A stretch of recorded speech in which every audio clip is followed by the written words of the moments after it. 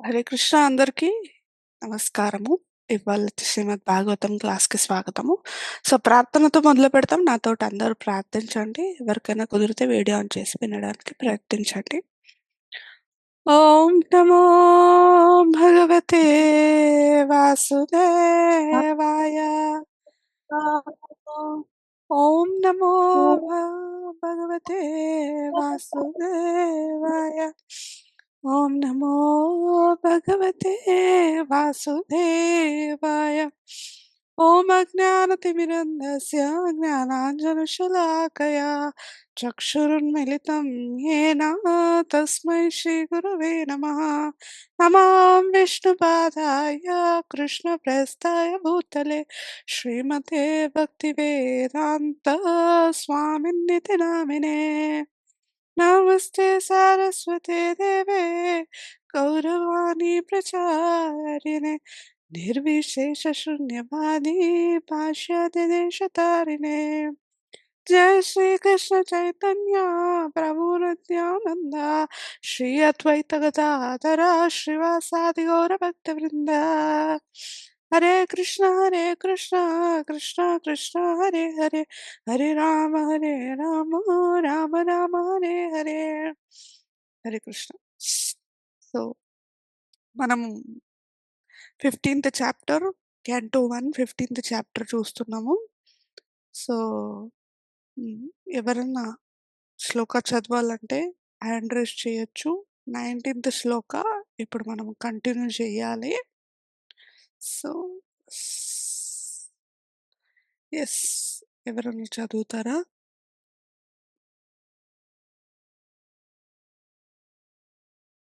చదవనా Mataji? Yes మాత, చదవండి. హరే కృష్ణ మాతాజీ, దండాత్ ప్రణామ్ మాతాజీ. హరే కృష్ణ.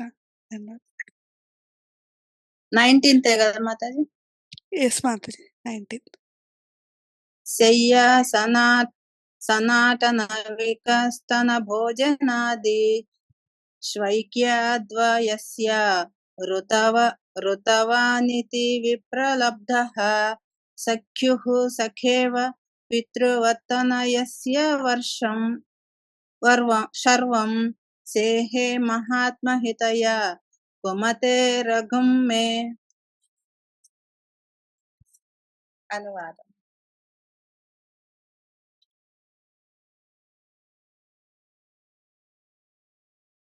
మాతాజీ అనువాదం వచ్చిందా? ఇప్పుడు వచ్చింది మాతాజీ. నా బుక్ లో కూడా తీశాను. సాధారణముగా మేమిరువురము కలిసియే జీవించుచు నిదురించుచు కూర్చొనుచు విహరించుచుండేవారము. వీరోచిత కార్యములందు స్వీయ ఘనతను చాటుకొనున్నప్పుడు ఏదేని తప్పు జరిగినచో నేనాతనితో, ఓ మిత్రమా, నీవు మిక్కిలి సత్యసంధుడవు సుమా అని వ్యంగ్యముగా పలికేవాడను. విలువను కించపరచిన అట్టి సమయమందును పరమాత్ముడైనందున ఆ దేవదేవుడు మిత్రుని దోషమును, మిత్రుడు లేదా కుమారుని దోషమును తండ్రి సహించడి రీతిలో ఆ పలుకుల నన్నింటినీ సహించడేవాడు. హరే కృష్ణ మాతాజీ. హరే కృష్ణ మాతాజీ, చాలా చాలా ధన్యవాదాలు. సో నిన్నటి క్లాస్లో మనం చూసాము అర్జునుడితోటి పాండవులతోటి కృష్ణుడు ఎప్పుడు ఉండేవాడు, పడుకునేవాడు. తర్వాత మంచిగా కూర్చొని పరిహాస్య చేసుకునేవాళ్ళు. సో చేసుకున్నప్పుడు ఇప్పుడు మనమే కానీ రిలేటివ్స్ కూర్చున్నప్పుడు ఒక మాట వస్తుంది, ఒక మాట పోతుంది, మనం కూడా పరిహాసాలు చేస్తాం. తర్వాత ఫైట్ వరకు పోతుంది, ఈ ఒక వార్త చెప్పినాం అనేసి. అయితే కృష్ణుడితోటి ఉన్నప్పుడు ఏదే ఒక మాట రాని నువ్వు నా కోసము టాలరెన్స్, సహిష్ణుతన ఎప్పుడు చేసేవాడు.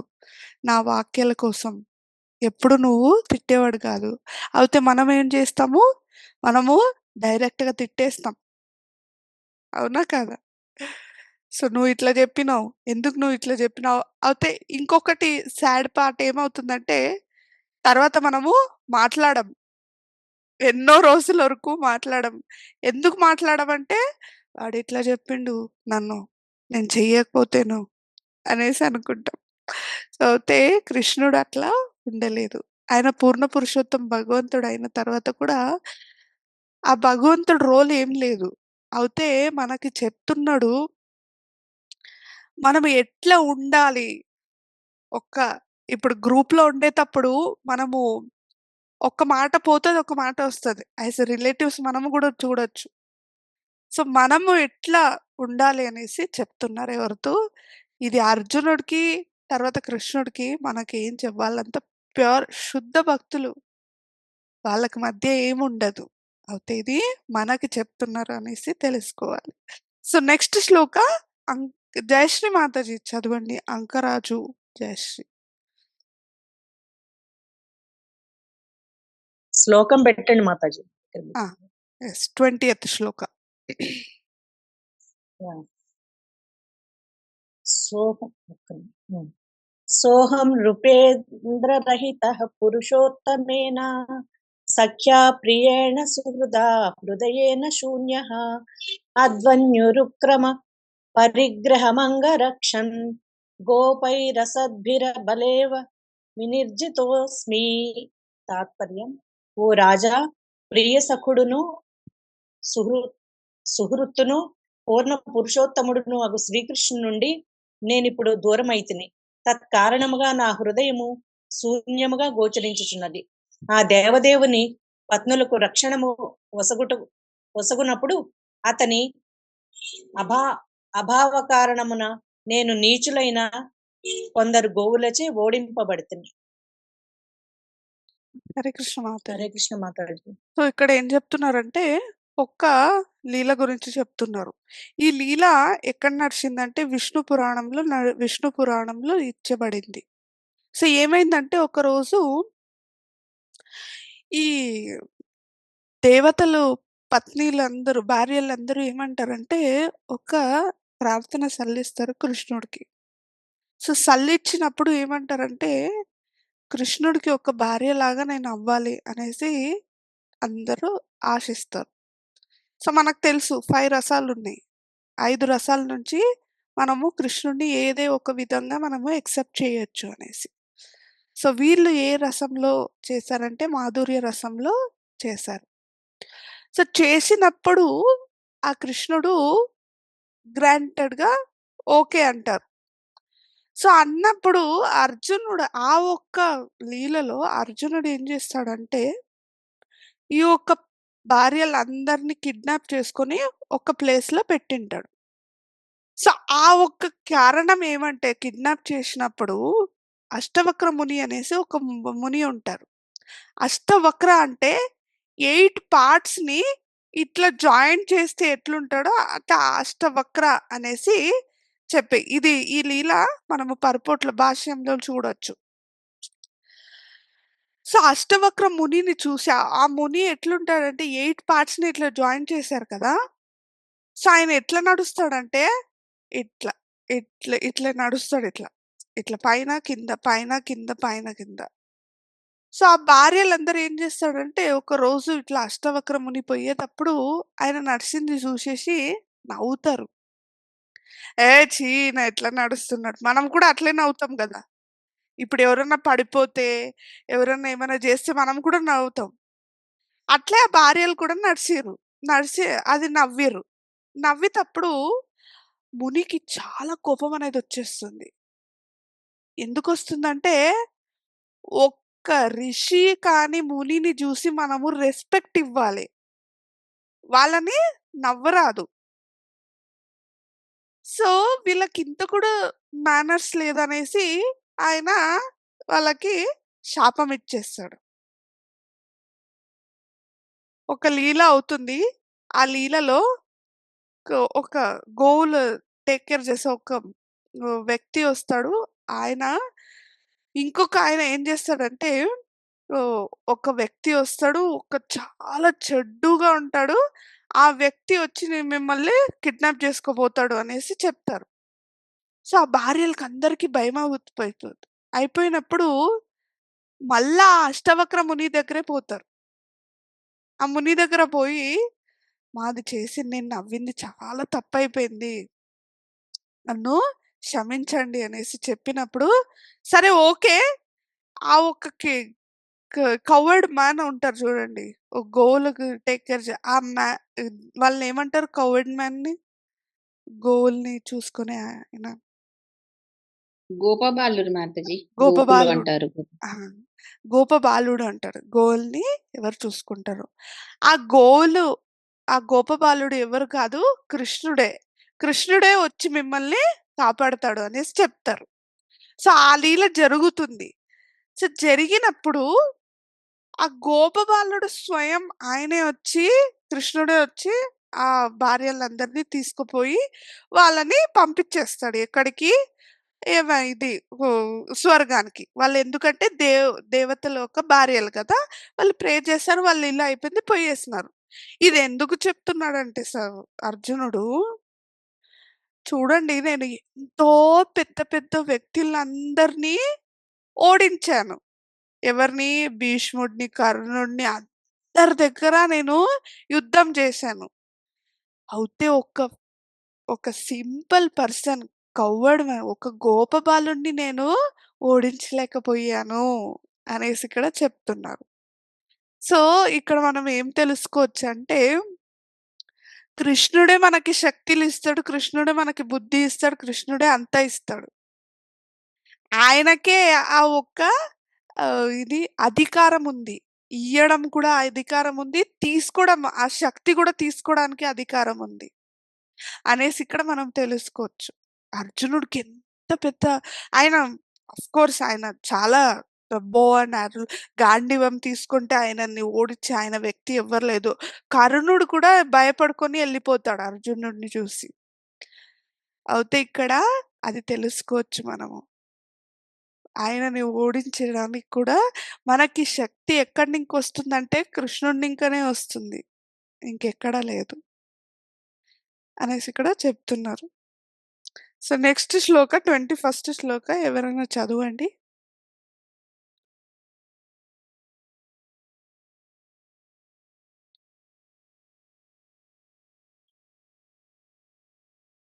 మాతాజీ నేను చదవచ్చా? చదవండి ప్రభుజీ. హరే కృష్ణ మాతాజీ. హరే కృష్ణ.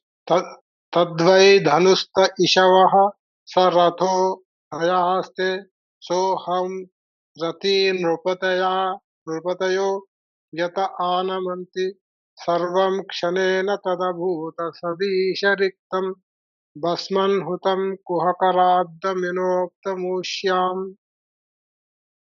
అదే గాంధీవ ధనుస్సును, అవే అస్త్రములను, అవే అశ్వములు పూంచబడిన అదే రథమును నేను కలిగి ఉంటిని. రాజులందరూ ప్రణతులు అర్పించిన అదే అర్జునునిగా నేను వాటిని ఉపయోగించితిని. కాని శ్రీకృష్ణుడు లేని కారణమున బూడిదయందు అర్పించిన హవిస్సు వలె, మంత్రదండముచే సృష్టింపబడిన ధనము వలె, లేక ఊసర క్షేత్రం నందు నాటిన బీజముల వలె క్షణమాత్ర కాలమున అవన్నీయును వ్యర్థములైపోయినవి. హరే కృష్ణ మాతాజీ. హరే కృష్ణ ప్రభు. సో, ఇక్కడ ఏం చెప్తారంటే ఇక్కడ లాస్ట్ శ్లోకాలో మనం చూసాం. ఏమని చూసాము? ఆయననే మనకి శక్తులిస్తారు. ఆయననే తీసుకుంటాడనేసి. సో, ఇక్కడ ఇంకా ఇది ఇస్తున్నారు. క్లారిఫికేషన్ ఏమంటే, మనకి ఒక్కొక్క టైం ఏమనిపిస్తుందంటే, ఫర్ ఎగ్జాంపుల్ ఒక సేవ చేస్తున్నాం. ఎవరో ఒక సేవ ఇచ్చారు. ఇప్పుడు ఫర్ ఎగ్జాంపుల్ మైథిలి మాతాజీ తెలుసుకోండి. మైథిలి మాతాజీ ఎక్కడి నుంచి సేవ చేస్తుంది? పూణే నుంచి సేవ చేస్తుంది. So, Maithili Mataji for example చెప్తున్నాను. మైథిలి మాతాజీ అనుకోవచ్చు, నేను లేకపోతే ఈ సేవ నడవదు. నా నుంచే అన్నీ జరుగుతుంది. ఎవరేస్తారు ప్రభుజీ? ఎవరేస్తారు మాతాజీ? నేను లేకపోతే ఆ మెసేజెస్ అందరూ? చెప్పండి మీరే. అనేసి అనుకోవచ్చు. ఒక్క మైండ్. అయితే మాతాజీ అట్లా అనుకోదులెండి. ఇంకొకటి మాతాజీ చాలా చాలా ఇది వినమ్రతతో ఉంటారు. సో, ఇక్కడ ఎందుకు చెప్తున్నారంటే అర్జునుడు అనుకున్నాడు. నా దగ్గర గాండివం ఉంది. చాలా పవర్‌ఫుల్ అయినది. సో, కృష్ణుడున్నాడు. అందరూ ఉన్నప్పుడు నేను అందరిని ఓడిస్తాననేసి లాస్ట్ శ్లోకంలో చెప్పాడు. అయితే ఒక గోపబాలుడిని సింపుల్ ఒక గోపబాలుడిని గూడా ఓడించలేకపోయాడు. చూడండి, మనం కూడా అట్లా తెలుసుకోవచ్చు. కృష్ణుడు మనకి ఏదో ఒక విధంగా అన్ని లివింగ్ బీయింగ్స్ ఎవరెవరు ఉన్నారో ఇక్కడ, ఒక్కొక్క దాంట్లో ఒక్కొక్క స్పెషాలిటీ ఉంటాం మనం. అవునా కాదా? ఇప్పుడు ఫర్ ఎగ్జాంపుల్ నేను పెళ్ళికన్నా మున్నలా సేవ చేసేదాన్ని టెంపుల్‌లో. ఒకే సేవ చేసేదాన్ని. ఏమంటే పూలు గుచ్చేదాన్ని. అమ్మ రాధారాణికి. సో, రాధారాణికి నేను పూలు గుచ్చేదాన్ని. ఒక సాటర్‌డే ఎప్పుడు ఏ టైంలో మిస్ అవ్వదు. సో, నేనేమనుకున్నా అంటే, ఈ సేవ ఎల్లప్పుడూ ఉండిపోతదేమో నాకు భ భర్తగా వచ్చేవాడు బెంగుళూరులోనే దొరుకుతాడేమో. నేనిక్కడ ఎల్లప్పుడూ ఈ సేవనే చేసుకోని ఉండిపోవచ్చు అనుకోని, ఆ ఒక్క ఇంటెన్షన్‌లో ఉన్నా. అయితే చూడండి, కృష్ణుడిది ప్లాన్ ఎట్లుందంటే, పెళ్లి జేసుకోవడము, తర్వాత పూణేకి పోవడము, తర్వాత నాకిష్టమనేదే లేదు. ఒక ముంబై కానీ, పూణే కానీ నాకిష్టమే లేదు. ఎందుకంటే, మా అమ్మ, నాన్న, మా రిలేటివ్స్ అందరూ భక్తులందరూ ఇక్కడే ఉన్నారు బెంగుళూరులోనే. నేనిక్కడే ఉండిపోతా అనేసనుకున్నా. ఎందుకంటే, నేను ఆ మాల నేనొక్కతే చేస్తా, నేను ఎవ్వరికియ్యను అనేసి ఆ ఒక్క ఇంటెన్షన్‌లో అవుతే భగవంతుడు ఎట్లా ప్లాన్ చేంజ్ చేసేసిండని చూడండి. అవుతే మాతాజీ మెయిన్ టెంపుల్‌లోనా మాతాజీ బెంగుళూరులో? మెయిన్ టెంపుల్ అంటే ఇల్ టెంపుల్ కాదు. ఆ! ఎస్ఎన్‌జీఎం నేనుండిన టెంపుల్ నరసింహ గిరిధారి మందిర్‌లో ఆహా! నేను చేసేదాన్ని. అంటే సో, అక్కడ వేరే టెంపుల్స్ కూడా ఉన్నాయా మాతాజీ? చాలా బెంగుళూరులో అయితే ఫేమస్ ఉందనేసి ఒకటంటారు గదా! చాలా టెంపుల్స్ అది ఇల్ టెంపుల్ మాతది. Yes. Okay Mataji. Hare so, Krishna. So అక్కడ నేను చేసేదాన్ని. సో, చేసిన అక్కడి నుంచి వచ్చిన తర్వాత ఆ రోజు పెళ్లి రోజు నేను ఏడ్చిన అట్లే. ఇప్పుడు ఇంక పైన నేను నీ సేవ చేయలేకపోతా. ఇంకెక్కడిస్తారు నాకేం సేవ ఇస్తారు? అక్కడ పోయిన తర్వాత కొత్తమంది, కొత్తగా ఉంటది అన్నీ, కొత్త టెంపులు వాళ్ళెట్లా ఇది చూస్తారో నన్ను అనేసి చూసుకొనున్నా. అయితే కృష్ణుడు చూడండి ఎంత మంచిగా చేంజ్ చేసిండంటే నాకు ప్రీచింగ్‌లో పెట్టాడు. సో, అన్ని రోజులు నువ్వు నాకు సేవ చేసినావు గదా! సాలు. ఇప్పుడు నువ్వు ప్రచారం సేవ చెయ్యి అనేసి. ఇది నా ఒక బెస్ట్ ఎగ్జాంపుల్ అనుకుంటా నేను రియల్‌గా. సో, కృష్ణుడికి తెలుసు ఈ యొక్క కాలంలో ఈ ఒక్క వ్యక్తికి ఇదే ఇయ్యాలి. ఈ ఒక్క కాలంలో ఇదే వ్యక్తికి ఇదే ఇయ్యాలి అనేసి. సో, అక్కడి పూణే నుంచి 2 ఇయర్స్ అక్కడుండి, పూణే నుంచి ఇక్కడ హైదరాబాద్‌కి పంపిచ్చాడు. నేను అనుకునే లేదు. ఇట్లా స్టేటులు మారుతూనే ఉంటా అనేసి. సో, ఇక్కడికొచ్చిన తర్వాత కూడా స్టాప్ చేయలేదు. ఇక్కడ కూడా చాలా న్యూ పీపుల్ ఉన్నారు. హైదరాబాద్‌లో గూడా ఎట్లుంటారో, ఏముంటారో అనేసి నేను ప్రభుజీ అనుకోనొచ్చాను. సో, అయితే ప్రచారంలో ఎంత మంచిగా నన్ను ఇది చేశాడంటే రోజూ భగవద్గీత, భాగవతం చదవడము, క్లాస్ చెప్పడం ఏమో వచ్చినంత నేను ట్రై చేస్తున్నా. ఐయామ్ నేను చాలా ఎక్స్‌పర్ట్ గూడా గాదు. ప్రభుజీ అంత ఎక్స్‌పర్ట్ గాదు నేను. అయితే నాకొచ్చిన ఒక తెలుగు నుంచి చాలా చెప్తున్నానంతే. సో, ఇదొక్కటి తెలుసుకోవచ్చు.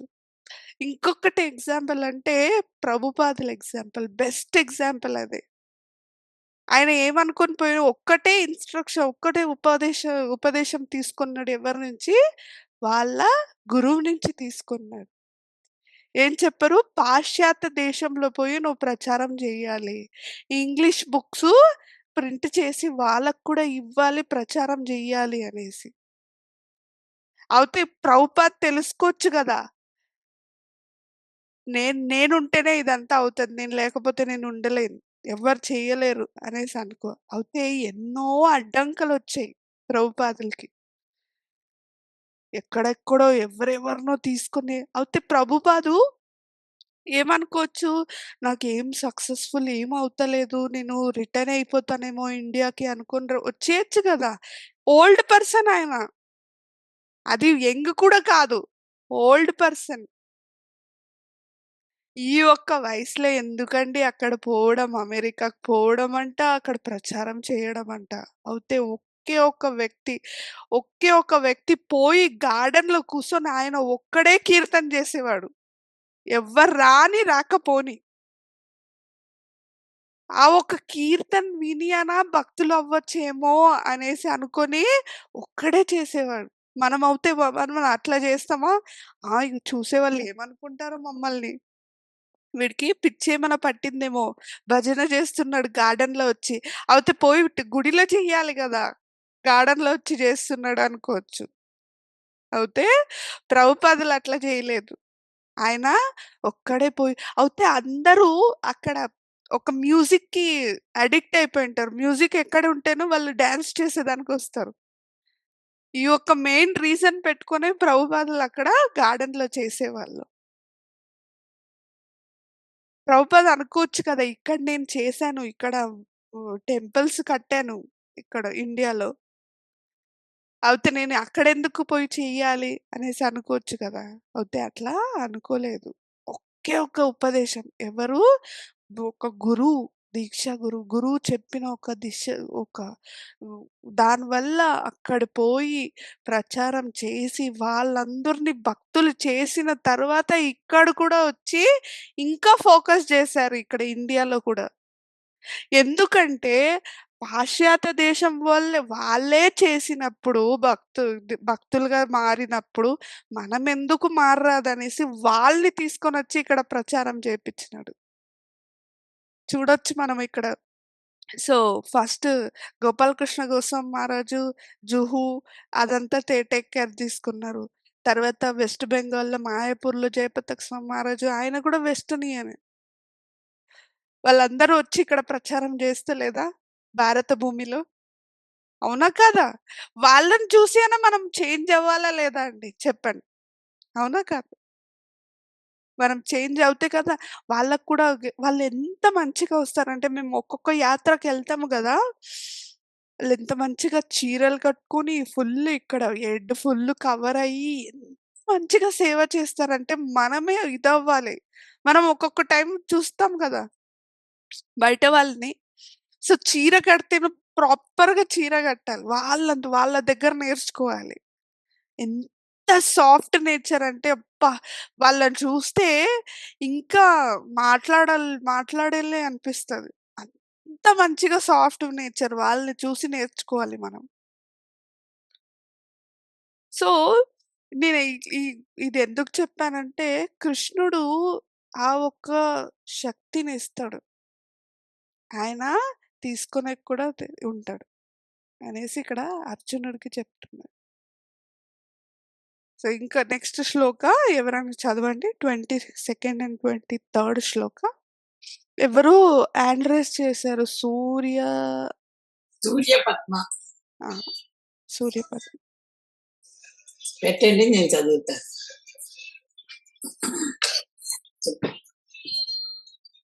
22nd, 23rd చదవండి. ఓకేనండి, అలాగే మాతాజీ. రాజం స్త్వయానుపృష్టానాం సుహృదయాం నః సుహృత్పురే విప్రశాప విమూఢానాం నిఘ్నతాం ముష్టిభిర్మిదః వారుణీం మదిరాం పీత్వా మదోన్మదిత చేతసాం అజానతామివాన్యోన్యం చతుః పంచావశేషితాః. ఓ రాజా, ద్వారకయందలి మన బంధువులు స్నేహితులను గూర్చి నీవు నన్ను అడిగితివి. వారందరూ బ్రాహ్మణ శాపమునకు గురి అయిరాని నేను తెలియజేయుచున్నాను. తత్ఫలితముగా వారందరూ వారుని సురచే మత్తెక్కిన వారై ఒకరినొకరు గుర్తించకుండా దండములతో తమలో తాము పోరు సెలిపి నలుగురు ఐదుగురు మినహా సర్వులు మరణించిరి. హరే కృష్ణ మాతాజీ. చాలా చాలా హరే ధన్యవాదాలు. కృష్ణ. సో ఇక్కడ ఏం చెప్తున్నారంటే యదు వంశము వినాశం అయిపోతుంది. ఎందుకు వంశం వినాశం అయిపోతుంది తెలుసా మీకు అందరికి? ఎవరికి తెలుసు? మాతాజీ గాంధారి శాపం ఇస్తుంది కదా మాతాజీ. ఒక్కటి అది గాంధారి శాపం ఇస్తుంది. ఇంకొకటి అంటే కృష్ణుడు కూడా మాతాజీ వెళ్ళిపోతాడు కదా. ఎస్ మైథిలి మాతాజీ చెప్పండి. మసలములని మాతాజీ కూడా సారీ జాంబవతి కొడుకుంటారు కదా సాంబుడు, ఆయన ఏం చేస్తారంటే ఋషిమునులు వస్తారు అక్కడికి, వాళ్ళ ముందర వాళ్ళని ఆట పట్టించడం కోసము గర్భం దాల్చినట్టు ఒక ఇది పెట్టుకొని పొట్టకి ఒక రాయి పెట్టుకొని వాళ్ళ ముందర పోయి తన స్నేహితులతో పాటు ఈ గర్భంలో మగపిల్లడు పుడతాడా ఆడపిల్ల పుడుతుందా అని చెప్పి వాళ్ళని అవహేళన చేస్తారనమాట. సో అప్పుడు వాళ్ళు శాపం ఇస్తారు, నువ్వు ఇలా అవహేళన చేసావు కాబట్టి ఆ రాయి మొసలం లాగా పుట్టి మీ ఒక యదువంశాన్ని నాశనం చేస్తున్నాడు. ఎస్. సో మాతాజీ హరే చెప్పినట్ల కృష్ణ. అదొక స్టోరీ. బ్రాహ్మణులందరూ శాపం ఇస్తారు. ఇంకొక స్టోరీ ఏమంటే మహాభారత యుద్ధంలో కురు ఒక వంశము వినాశం 100 గాంధారి యొక్క పిల్లలు చనిపోతారు. అందరూ చనిపోతారు. ఎవ్వరు వదలరు. సో చనిపోయినప్పుడు ఏమంటుందంటే గాంధారి ఆ ఒక్క తల్లి స్థితి తెలుసు కదా! పిల్లోడు చనిపోతే ఎవరైనా ఊరికే ఉంటారండి చెప్పండి. సో అందుకే ఆమె ఏం చేసిందంటే ఆ ఒక్క శాపం ఇచ్చింది. సో శాపం ఇచ్చినప్పుడు అది కూడా వర్క్ అవుతుంది. ఇంకొకటి ఏమైందంటే కృష్ణుడిది ఒక ప్లాన్ కూడా ఉండింది. ఎందుకంటే ఇంక కలియుగం స్టార్ట్ అవుతుంది. ద్వాపర యుగం ఎండింగ్‌కొచ్చింది. సో ద్వాపర యుగం ఎండింగ్ వచ్చినప్పుడు నెక్స్ట్ అవతారం రావాలి కదా కృష్ణుడు. కృష్ణుడు రావాలి ఇక్కడికి. సో అందుకే ఈయన అది ఆ ఒక్క ఇది ఇంటెన్షన్ కూడా పెట్టుకొని ఇక్కడికి మనము యదు డైనాసిటీ ఎండ్ చేసేస్తాం అనేసి ఆ ఒక్క ఇది కూడా పెట్టుకొని ఆయన చేశాడు. ఇదే ఒక రీజన్ ఇక్కడ చెప్తున్నారు. కృష్ణుడికి ఆది, అంత్యము అన్నీ తెలుసు. ఆయన ఒక లీలలు అంతే ఇది. ఈ ఒక్క రీజన్ నుంచి ఏదైనా ఒక ఇప్పుడు యదు డైనాసిటీ వినాశం అవ్వాలంటే ఏదైనా ఒక రీజన్ ఉండాలి కదా! ఏదైనా రీజన్ లేకపోతే ఎండ్ అవుతే మనం ఏమనుకుంటామంటే ఎందుకు ఇట్లా అయింది? మనకొక క్వెషన్స్ వస్తాయి కదా! సో అందుకే ఆయన గాంధారి ఒక శాపంని కూడా తీసుకున్నాడు. ఇది నిజం అవ్వాలి అనేసి. తర్వాత సాంబుడు చేసిన ఒక అది దానివల్ల బ్రాహ్మణులు పెట్టిన ఒక శాపం నుంచి కూడా ఇది అయ్యింది అనేసి ఇక్కడ చెప్తున్నారు. సో ఇవాళటి క్లాస్‌లో మనం ఏం తెలుసుకోవాలంటే కృష్ణుడి నుంచే అన్నీ వచ్చినాయి. ఇప్పుడు ఒక మంచి కార్యాలు చేసినట్లుంటే కృష్ణుడిని ఎందుకంటే మనము కృష్ణుడి యొక్క అంశలము. అవునా కాదా? ఒప్పుకుంటారా అందరూ? కృష్ణుడు ఒక అంశలు మనం అనేసి. అవునా కాదా? పార్ట్ అండ్ పార్సెల్ మనం. అవును మాత. ఆ! ఆయన నుంచి మనం వచ్చాము అనేసి ఒక మంచి ఒక ఒక గాయకుడు ఉంటే గాయనం చేయాలంటే అది కృష్ణుడి నుంకనే వచ్చింది. ఒక మంచి వ్యక్తి ప్రచారం మంచిగా చెప్తాడంటే కృష్ణుడి నుంకే వచ్చింది. అనుకోవాలెవరితో మేమే చేసినాం. నేనే కదా మాతాజీ అన్నీ చేస్తున్నా. నేనే కదా మాతాజీ నేర్చుకుంటున్నది. నేనే కదా మాతాజీ నేను అంటే కృష్ణుడు ఎప్పుడుంటేనో అది తీసుకొనేస్తాడు. మనకి ఇయ్యడు. మళ్ళా ఇయ్యడు. ఆ ఒక్క ఇది ఏమంటారు? ఒక మంచి నేను ఉండాలి అనేది. ఫేమ్‌ని ఏమంటారు మాతాజీ? నమ్మకం మాతాజీ. ఫేమ్. ప్రతిష్ట. పేరు ప్రతిష్ట. కీర్తి. పేరు ప్రతిష్ట. యెస్. కీర్తి, పేరు ప్రతిష్ట. యశస్సు. అది నాకే రావాలి. కృష్ణుడికి పోరాదు ఆ పేరు ప్రతిష్ట అనేసి అనుకుంటే మన నుంచి తీసుకొనేస్తాడు భగవంతుడు. భగవంతుడికి తెలుసు మనకి కష్టాలు ఇచ్చేది కూడా తెలుసు. సుఖం ఇచ్చేది కూడా తెలుసు ఆయనకి. మనం ఇప్పుడు ఇట్లా ఉన్నామంటే కృష్ణుడిది ఒక రీజనే అనుకోవాలి ఎవరితో మనం ఎప్పుడు నా నుంచే అయ్యింది, మంచి కార్యాలు నా నుంచే అయ్యింది, నా నుంచే చేసింది నేను, నేను, నేను అనేసి ఎప్పుడు చెప్పరాదనేసి భాగవతం చెప్తుంది. నేను చెప్పడం లేదు. సో, అందుకే మనం కూడా భాగవతంని ఫాలో అవ్వాలి అనేసి చెప్తున్నా. సో, ఇక్కడికి నేను విరామం తీసుకుంటాను. అందరికీ హరే కృష్ణ. సో, నెక్స్ట్ క్లాస్‌లో ఇంకా యదు డైనాసిటీ ఎట్లా అయ్యింది? యదు డైనాసిటీ వినాశం ఎట్లా అయిందనేసి ఇక్కడ కూర్చొని చూస్తాం. సో, అందరికీ ఇప్పుడు చాలా చాలా ధన్యవాదాలు. గ్రంథరాజ్ శ్రీమద్ భాగవతం కీ జై. శిల జై ప్రభుపాద్ కీ జై. జై హరే కృష్ణ. హరే కృష్ణ మాతాజీ హరే కృష్ణ మాత